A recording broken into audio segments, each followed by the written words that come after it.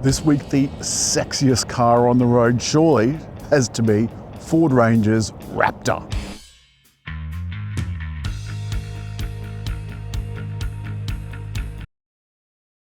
When this model Ranger came out a couple of years ago, 2022 I think it was, I thought it looked the business.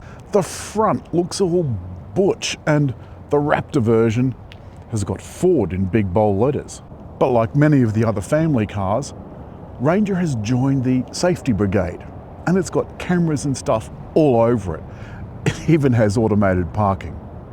And under the bonnet is a 3-litre twin-turbo V6. As you can see, this is not exactly pristine. And to my shock, you actually have to use a strut to hold it open. And that bonnet weighs a ton.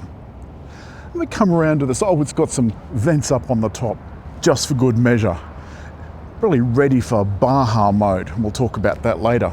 There's some rather sexy 32-inch tyres. Look at the sidewalls on those things. And that suspension is as tough as they get. The dirt in the engine is not from me.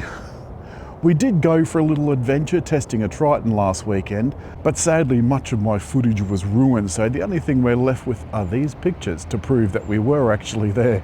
There's side steps, which believe me you need, and just there that little divot is smart locking, but only on the front doors. But this is where I start to come a little bit unglued with all of these utes, these medium-sized utes. Well, at least that's what Americans call them. I'm not even going to try and get in there. There just isn't enough legroom. I have to put the front seat all the way forward. You can lift this tab to put the seat back down in 60-40 split. And there's another one here to lift the seat up for under-seat storage. It doesn't have the electric back window like in Navara, but you know, I'm okay with that. We've got Raptor decals, some serious hooks and dual exhausts, and a down-facing camera, which is so handy. There's a meter measuring stick on the back, spray-on tub liner, and the roller cover, whose switch is right by the 12-volt outlet. There is another one inside. One thing that's missing is a counterweight for this tailgate. It is really heavy. There's a built-in step so you can reach over the tailgate when it's closed, and a tow bar, which I haven't trusted to use the automatic parking. I'm sure the car won't recognize that's there. Getting in is more or less a slide across affair, though I must admit I've been using the step when I haven't got big shoes on. Now that the door's closed, this is so quiet in here. I'm going to have a quick tour of the front of the cabin. Overhead, there's a built-in bank of accessories buttons, sunglasses case, lights, the usual anti-dazzle mirror, and look, a USB for my dash cam.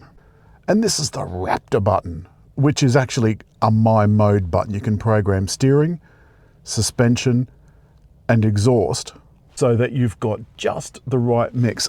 Otherwise, you can just use the rotary dial and off-road selector. There's fully automated parking, traction control off, stop-start off, and this is the fancy button that you select if you're really in strife out in the bush.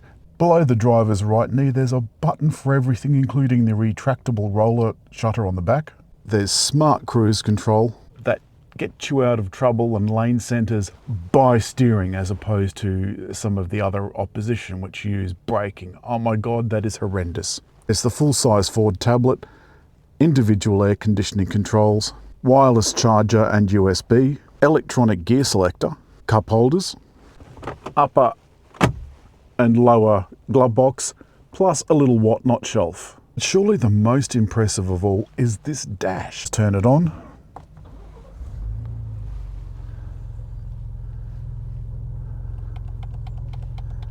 Have a look at that. That looks sexy as all get out. Meanwhile, the dash has come to life. Now, although this is considerably smaller than the Mackie that we had last week in terms of screen real estate, it still has all of the same attributes. As well as these controls for air conditioning, you've also got controls here including seat heating. And you can have auto fan control with 3 different fan speeds.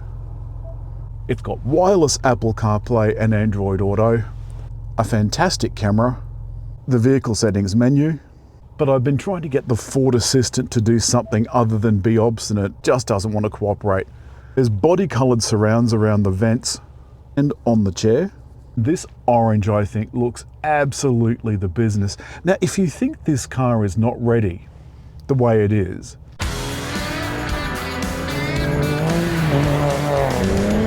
we're taking the Ranger Raptor to Baja 1000 to show the world, I suppose, what this car can do.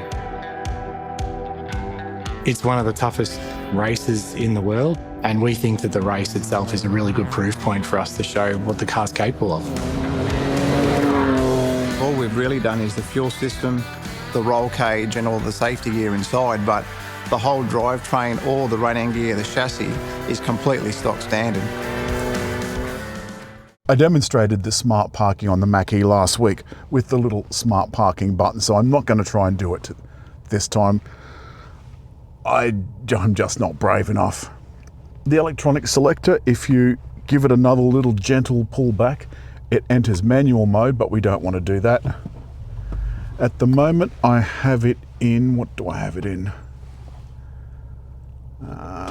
Okay, I'll put it in sport, and I've also got it in automatic four-wheel drive, a function that's not available to all of these utes, no matter how much you pay for them.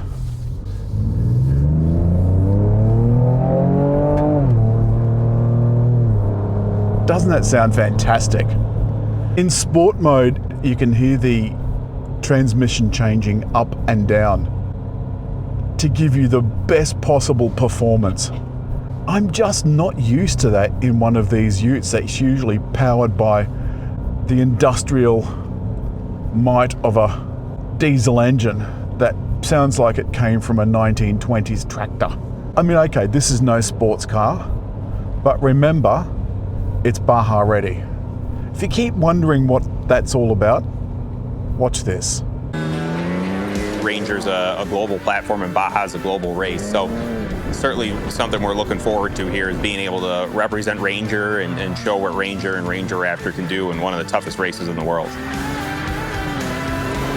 And what's really unique about it, it's right-hand drive. So all us drivers are out here getting reprogrammed what it's like to be on the right-hand side of the car and not smoke the other side with rocks. So really this can be looked at as a big, elaborate durability drive and showing what Built Ford Tough is all about.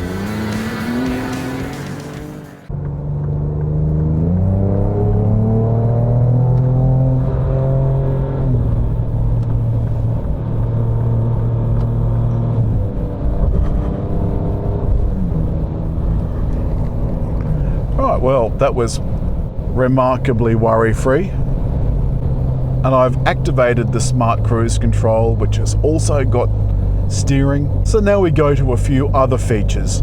Now that we've bar-hard, we've ha-hard and hoo-hard,